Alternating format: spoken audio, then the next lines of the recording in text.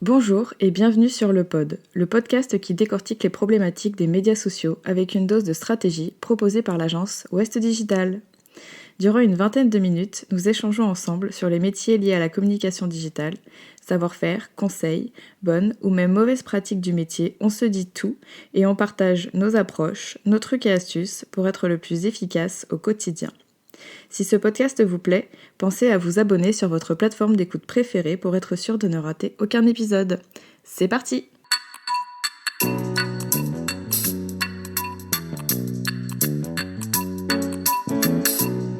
Bonjour et bienvenue dans ce 5e épisode du Pod. Aujourd'hui, nous allons parler de planning éditorial sur les réseaux sociaux.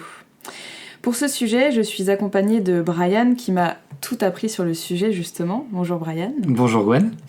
Tu vas bien ? Très bien. Écoute, j'ai vraiment hâte de parler de ce sujet-là qui me passionne. Alors, nous avons choisi ce sujet car selon nous, c'est un petit peu la base de notre métier. Quand on travaille dans le social media, et plus précisément en tant que community manager, tout commence par ce fameux planning éditorial. C'est un peu notre base de travail, comme je disais, celui qui nous rappelle que l'on a des publications en attente de préparation ou de validation, et celui qui va nous donner une vision sur notre semaine, sur le mois, l'année, comme on veut, de notre communication sur les médias sociaux. Et tout naturellement, je ne pouvais pas avoir d'autre invité aujourd'hui que Brian, donc celui qui m'a tout appris sur le sujet il y a un peu plus d'1 an maintenant, et tous ses petits secrets. Alors, commençons à découvrir ensemble ce sujet. Alors, la toute première question que je vais te poser, Brian, c'est est-ce que tu pourrais nous dire, simplement pour ceux qui ne savent pas, qu'est-ce qu'un planning éditorial ? Alors, le planning éditorial, c'est un outil de gestion de projet éditorial. C'est ni plus ni moins du coup qu'un outil de gestion de projet qui va nous permettre de suivre finalement l'état d'avancement de la production des contenus qu'on a à réaliser pour les réseaux sociaux. Donc ce qu'on a à produire, où est-ce qu'on en est, qu'est-ce qu'on attend encore et puis éventuellement qu'est-ce qu'on a à programmer.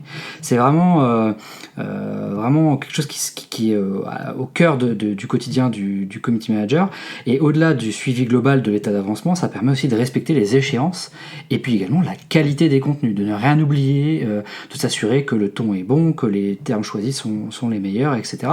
Et que le client puisse valider les contenus, puisque les clients doivent valider aussi les publications qui seront faites. Il y a une idée reçue, par contre, sur le planning édito, qu'on a souvent.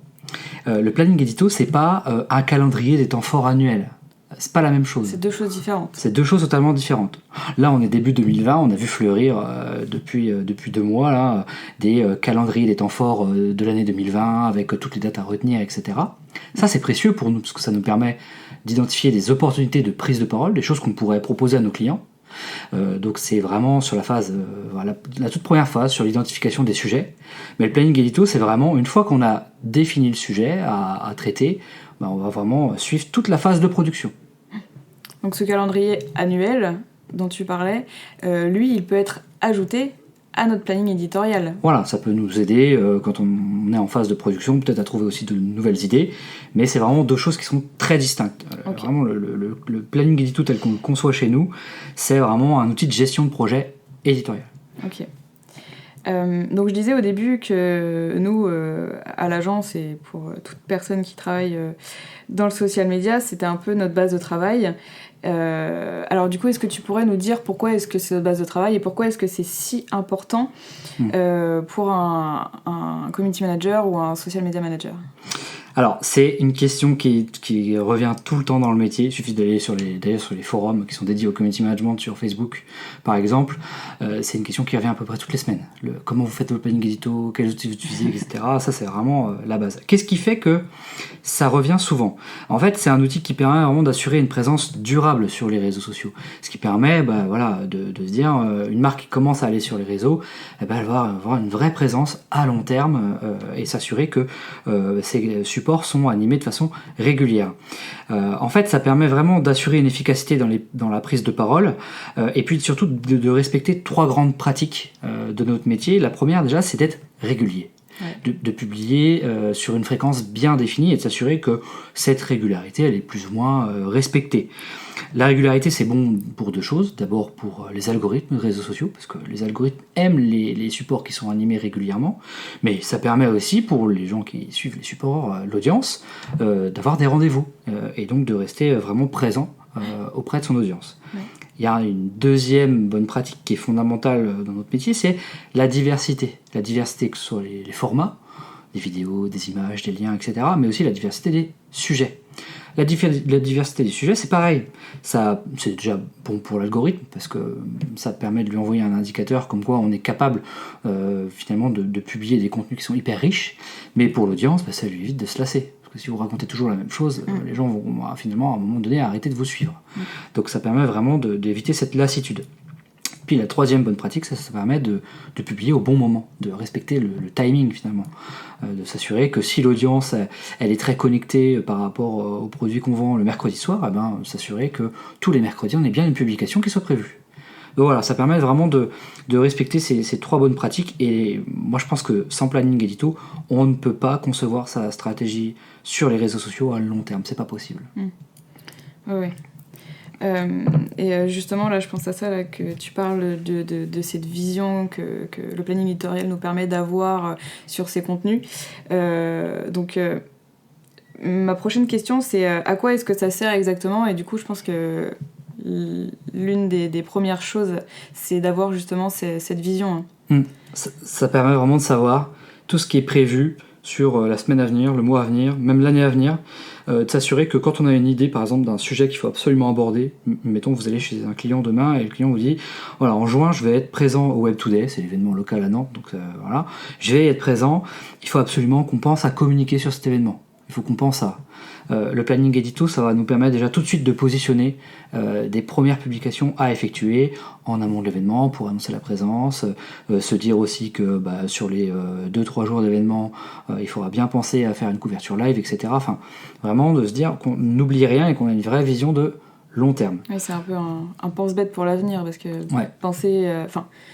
on a une info au mois de janvier pour quelque chose à faire au mois de juin, personne ne peut s'en rappeler. Si vous n'êtes pas bien organisé, vous risquez vite de l'oublier et ça passe à la trappe. Et en plus, si ça passe à la trappe, il n'y a rien de pire, parce que du coup, ça décrédibilise le métier. On a déjà parfois des difficultés à expliquer concrètement comment on travaille. Donc si en plus de ça, on oublie les choses, c'est problématique. C'est pour ça que moi, je le positionne vraiment sur la partie gestion de projet, parce que dans la gestion de projet, il y a un enjeu, c'est le respect des échéances et la qualité de la production. Et ça nous permet vraiment de ne rien oublier et d'être sûr que ça soit fait en temps et en heure. Ouais. Alors, le planning édito, du coup, à quoi il sert ? En fait, c'est ni plus ni moins que comme quand vous allez produire un bien physique. Quand on produit quelque chose en physique, on a plusieurs étapes à suivre, de la conception à la fabrication, à la diffusion sur le marché. C'est la même chose. En fait, le planning édito, une fois qu'on a une idée de sujet, ça va nous permettre vraiment de suivre toutes les étapes de production. Donc, le choix du sujet, l'objectif de la publication qui est effectuée, qu'est-ce qu'on cherche à faire derrière, quel format on va adopter et quel angle, quel mode de traitement de l'information on va adopter, pour quand éventuellement cette publication-là elle est prévue, quel jour et voire quelle heure, et puis après ça va nous permettre aussi pour chaque contenu de pouvoir avoir un espace de dialogue. L'idéal d'un bon planning édito, c'est j'ai une publication qui est prévue par exemple mercredi prochain, je sais quel sujet je dois aborder, je sais quel format je dois employer, quel angle, je vais être aussi en capacité de savoir où est-ce que j'en suis. Est-ce que j'ai récupéré les infos auprès de mon client ? Est-ce que j'ai déjà commencé à faire le visuel ? Est-ce que le visuel est validé mais pas encore l'accroche, etc. On sait vraiment où est-ce qu'on en est, que ce soit pour nous en tant que community manager, social media manager, mais aussi pour le client. Il sait exactement où est-ce qu'on en est, il n'a pas besoin de nous appeler en nous disant t'en es où là-dessus, j'ai pas eu encore le temps de valider le contenu, est-ce que tu peux me le renvoyer, etc. Là, c'est vraiment un outil qui permet de centraliser toute cette étape de production, puis après il y a l'étape aussi de diffusion. Ça permet de savoir, une fois que le client a validé le contenu, de savoir quels sont les contenus qu'il faut programmer, quels sont les contenus qui sont déjà publiés, etc. Donc on a vraiment cette vision globale de où est-ce qu'on en est et ce qui est prévu pour les mois à venir. Et ça nous permet du coup, comme on le disait, d'avoir une vraie vision macro, à long terme, des prises de parole d'une marque sur les réseaux sociaux. Et puis du coup ça évite de s'éparpiller et ça permet de garantir une forme d'homogénéité aussi dans la prise de parole. Voilà, c'est d'autant plus difficile quand on est tout seul.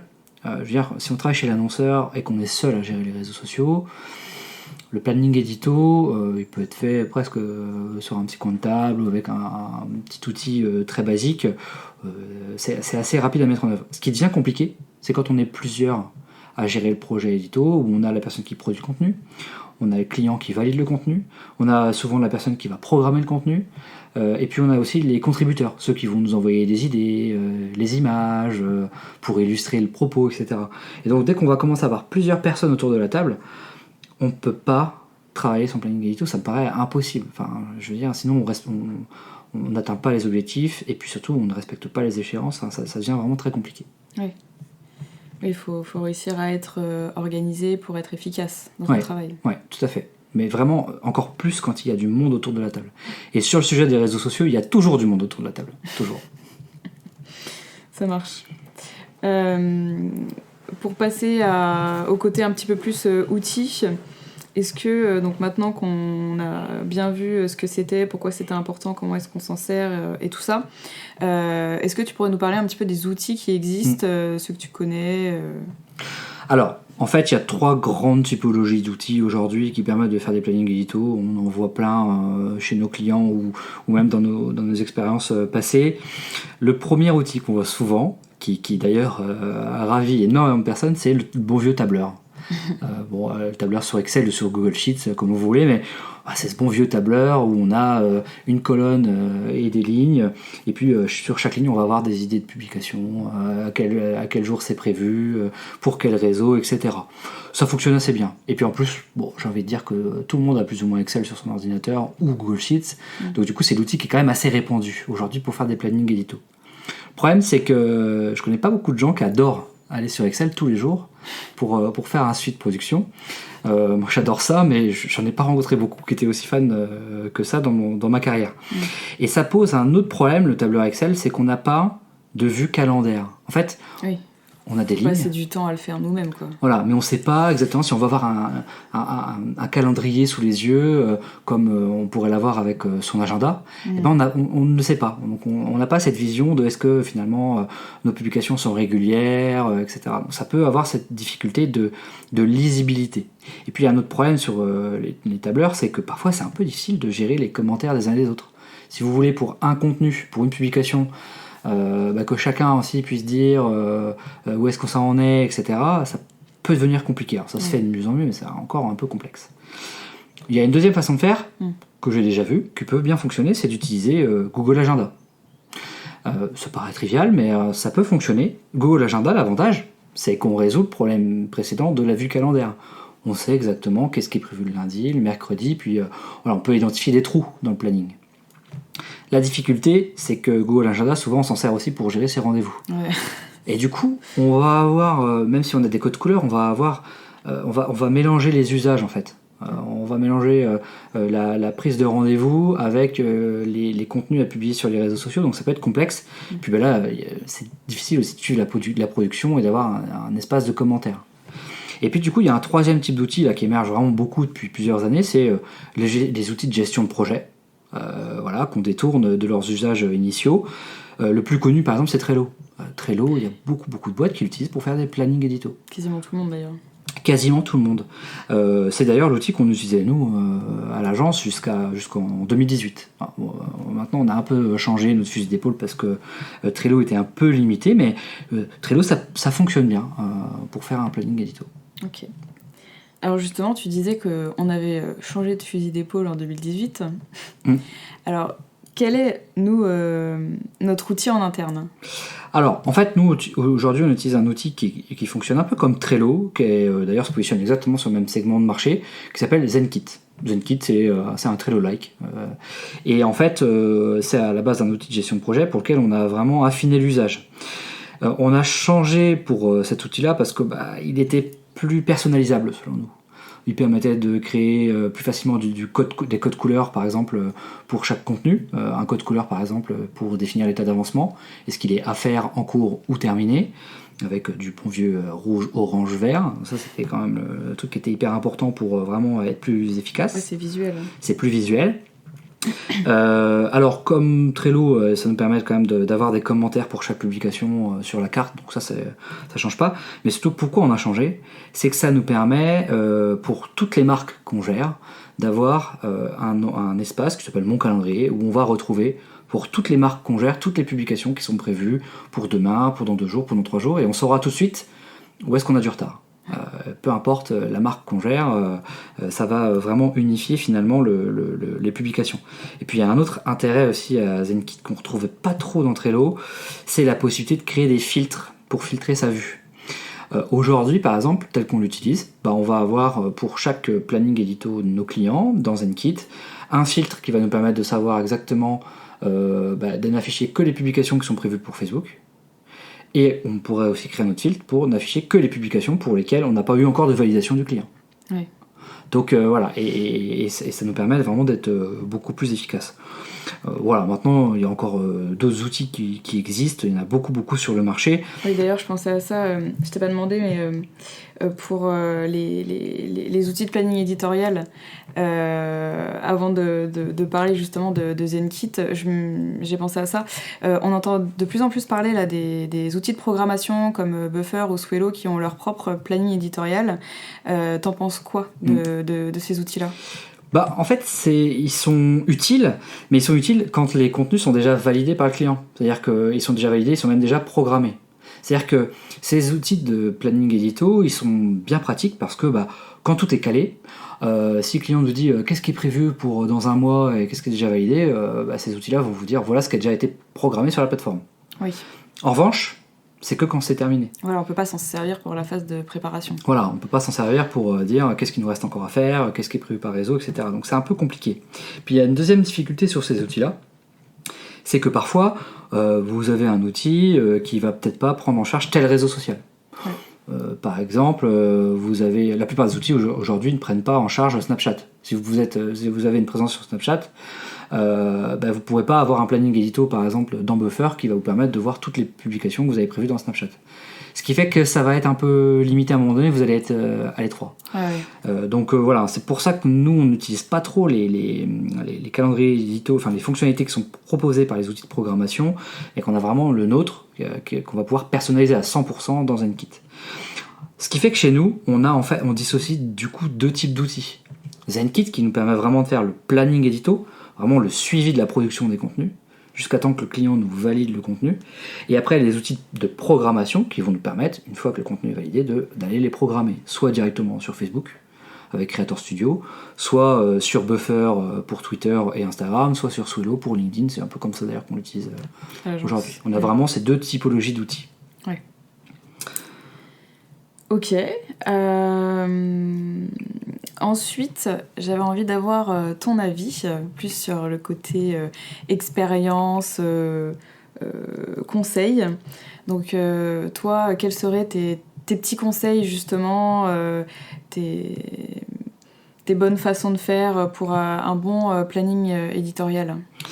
Alors, en fait, je crois que la base, c'est de bien se mettre d'accord, parce que dans un outil de planning édito, on va avoir chaque contenu, on va avoir des champs. Le champ qui, le champ jour, c'est-à-dire le jour de la publication, quel réseau social, un champ qui va reprendre l'accroche du visuel, un champ qui va reprendre éventuellement le visuel, enfin bref, donc on a un ensemble de champs.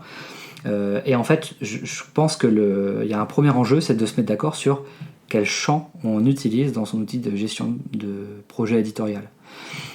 Chez nous, Marlène le dit très bien, il y a la règle des 7 champs, c'est-à-dire on va pas mettre plus de 7 champs sur son outil de gestion de projet éditorial, sinon à chaque fois il va être très long à mettre en œuvre et à alimenter. Ouais. Donc on va essayer de les limiter et on va bien se mettre d'accord sur qu'est-ce qu'on entend par un état. Un état c'est quoi ? C'est à faire, en cours, validé, à programmer. On se met bien d'accord sur à quel moment on change un état au sein de l'équipe projet. Parce que on n'a peut-être pas la même façon de voir les choses, donc on se met bien d'accord sur les termes qu'on va employer et surtout à quoi vont servir chacun des champs et comment on les exploite. Et pour pas que ce soit le bazar et qu'on travaille tous de la même façon. Ouais, et puis qu'on ait une personne qui dit ah oui j'avais pas compris ça comme ça, etc. Donc il y a vraiment une phase où il faut qu'on se mette bien d'accord, que ce soit au sein de l'équipe projet social media, mais même aussi avec le client, sur à quoi nous servent les champs, comment on les utilise, etc. Et puis il y a un deuxième enjeu qui est hyper important, je pense, c'est d'impliquer les clients en fait, sur l'outil de planning édito. Parce qu'en fait, il ne faut pas oublier que quand vous prenez la parole sur les réseaux sociaux pour un client ou même pour votre entreprise, in fine, vous avez un directeur de publication, une personne qui est responsable de la publication, c'est souvent le dirigeant. Eh bien, ce dirigeant, il doit valider les contenus. Et pour valider les contenus, il doit être sur le planning édito. Et pour qu'il soit sur le planning édito, en fait, il faut que ça soit facile à utiliser pour lui. Ouais. Et c'est en ça que parfois les tableurs, Google Agenda, ça marche pas parce qu'en fait le dirigeant, ça lui convient pas. C'est trop regardé. C'est pas trop regardé, etc.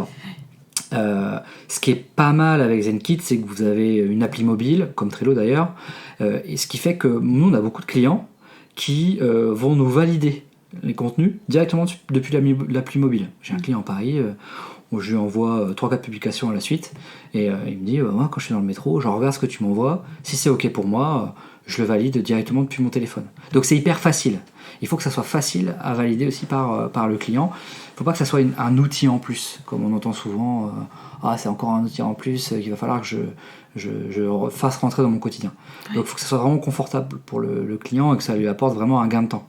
Oui. Et en fait, ce gain de temps, il est aussi permis par le petit onglet commentaires pour chaque contenu, parce qu'en fait, parfois, ils se souviennent plus de ce qu'ils nous ont dit ou ce qu'on s'était dit 2 mois auparavant, et l'onglet commentaires permet vraiment d'historiciser les discussions, de vraiment de se souvenir de ce qu'on s'était dit à l'instant T sur une publication. Donc ça, c'est vraiment essentiel. Et puis au niveau global, il y a même un champ qui reprend tous les derniers commentaires déposés. Donc si tu envoies 4-5 commentaires d'un coup, ton client il a la liste des 4-5 commentaires que tu lui as laissés, puisque lui il a accès qu'à un seul planning éditorial. Ouais, tout à fait.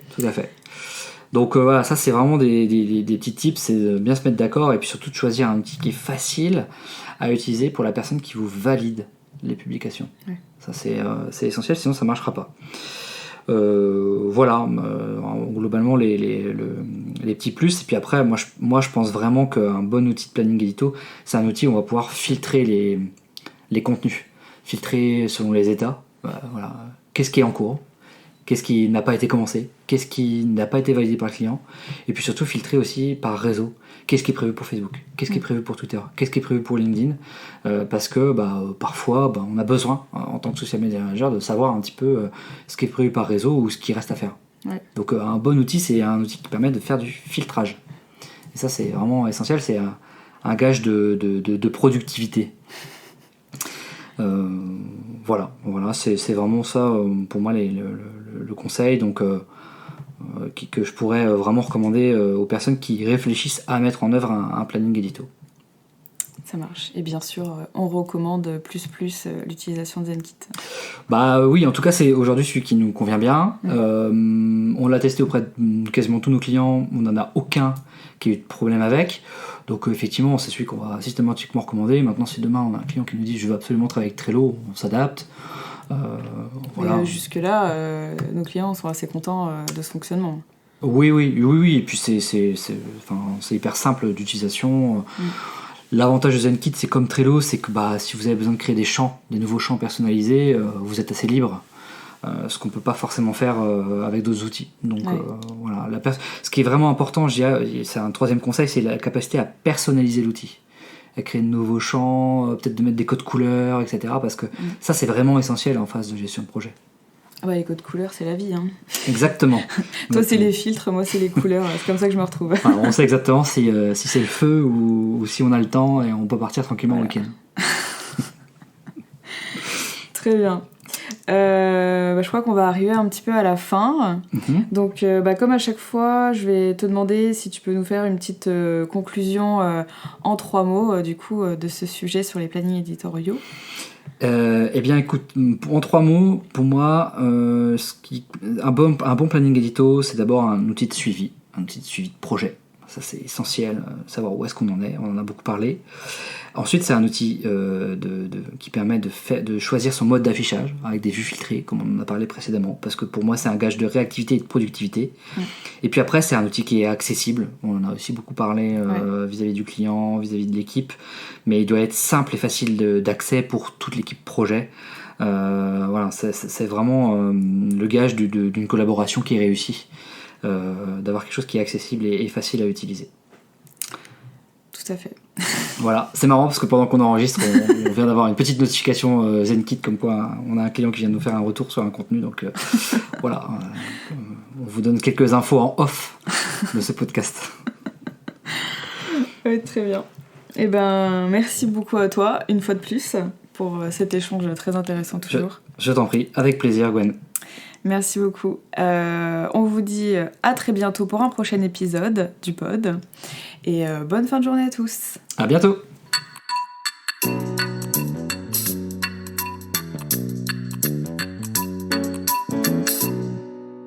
Quelques mots avant de se quitter.